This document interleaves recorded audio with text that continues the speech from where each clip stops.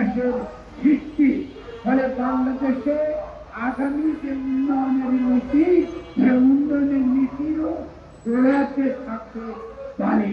বাংলাদেশ মাত্রই এটা একটা পানি ভিত্তিক সংস্কৃতি, নদী ভিত্তিক সংস্কৃতি।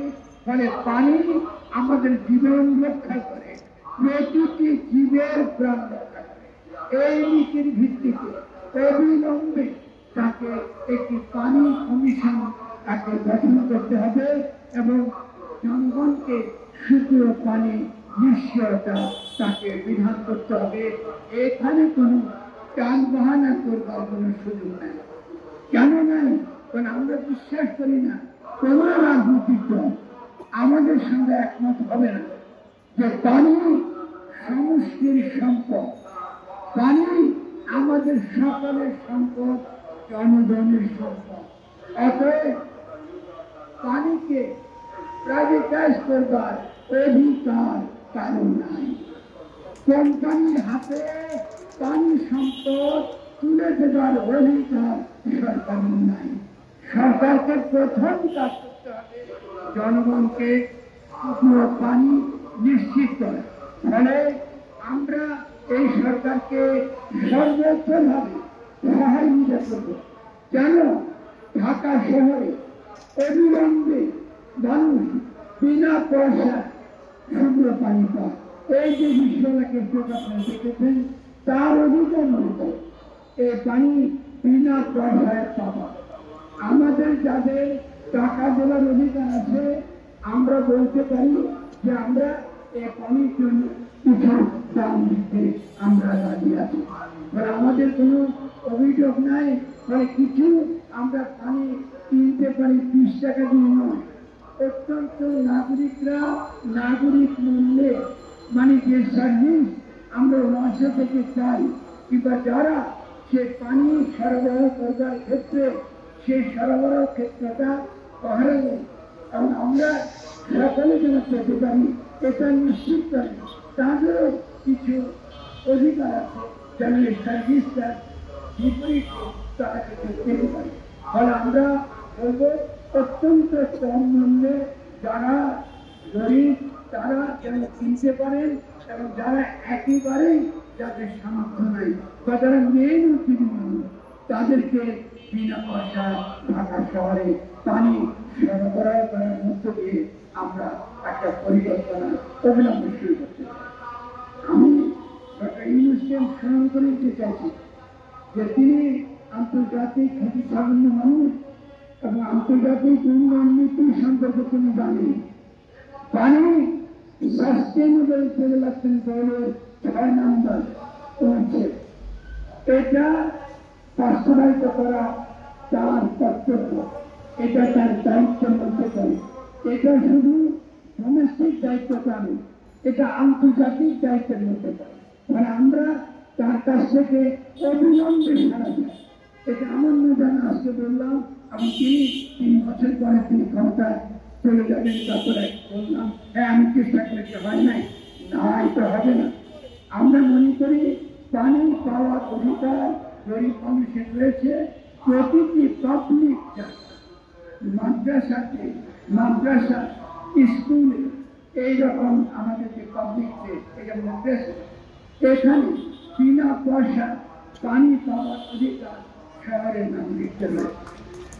ফলে আমরা অতি সত্ত্বর এটা বাস্তবায়ন দেখতে চাই ঢাকা শহরের সরকার এবং অন্যান্য গরিব মেহনতি মানুষ যেন সহজে পানি পেতে পারে, এটা ব্যবস্থা নিতে।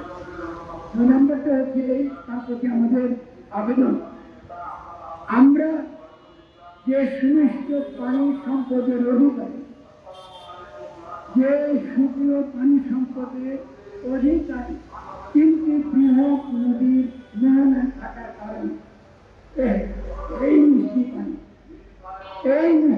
আপনারা হয়তো জানেন না, এই মিষ্টি পানির দাম জ্বালানির চেয়ে বেশি। এই মিষ্টি পানির দাম মদের চেয়ে বেশি। এই মিষ্টি পানির দাম দুধের চেয়ে বেশি।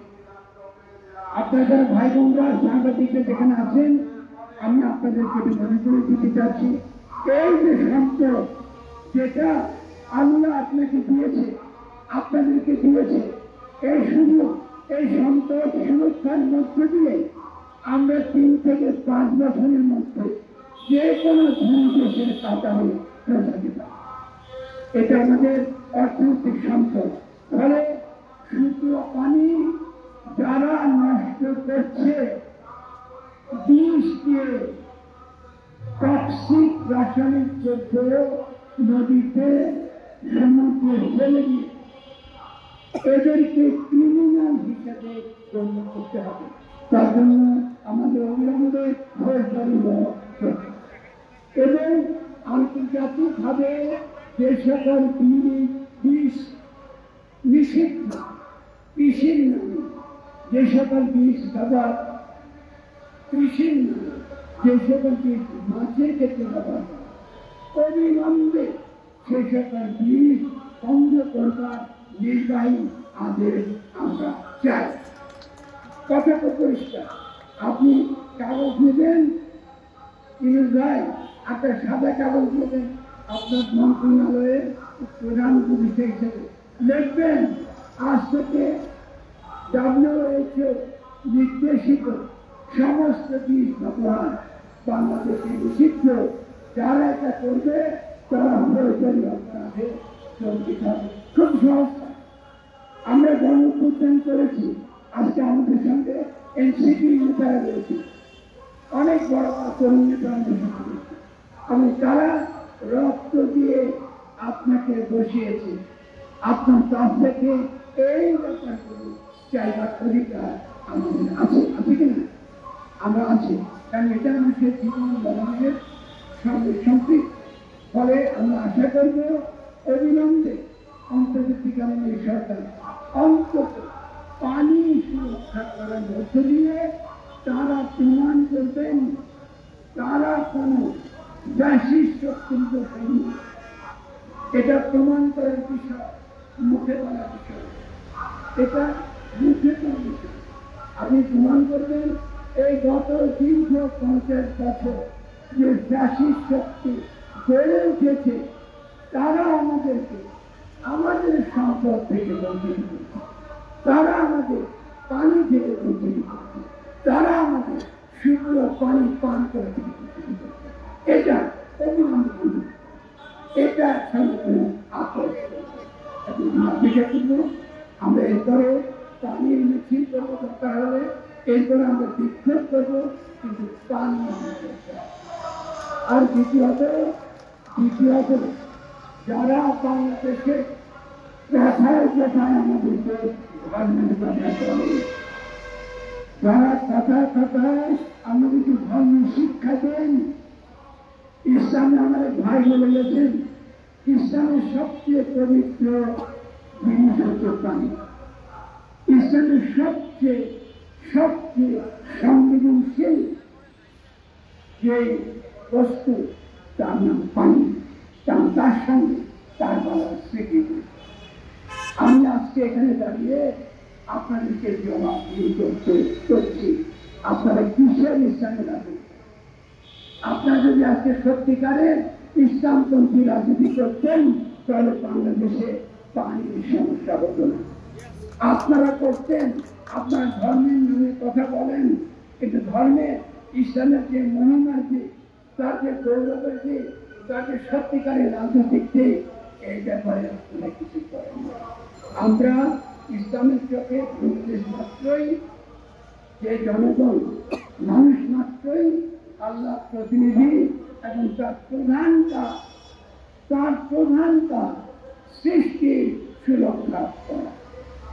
ফলে আমরা যে ইসলামের যে মহান, তার যে আদর্শ, তার যে নীতি, সে নীতির জায়গায় দাঁড়িয়ে সকল ধর্মপ্রাণ মানুষকে আহ্বান জানাচ্ছি, আসুন আমরা আল্লাহর রাস্তে আমাদের নবীর নামে, নবীর মহিমা আজকে রূপায়িত করার জন্য আজকে আমরা পানির অধিকার আদায় করবার জন্য তৎপরতা। যদি আপনারা এটা করতে না পারেন, আমরা কিন্তু আল্লাহর কাছে জবাবদিহি করতে বাধ্য হব। আমাদের জবাবদিহি করতে না হয়, তাহলে গরিব মানুষ সংখ্যায় এবং সঙ্গে সমষ্টির সম্পত্তি, এটা যেন আমাদের আগামী যে গণতন্ত্র বা কনস্টিটিউশন, সেখানে আমরা তার মধ্যে চাই যে পানি জনগণের হেলথ সমষ্টির সম্পদ, এটা প্রাইভেটাইজ করা যাবে। আমি শেষে যে স্লোগান দিয়ে শেষ করব, সেই স্লোগানটা হচ্ছে বলিভিয়া ল্যাটিন আমেরিকার রণধ্বনি। সেই স্লোগানটা কি? সেই স্লোগানটা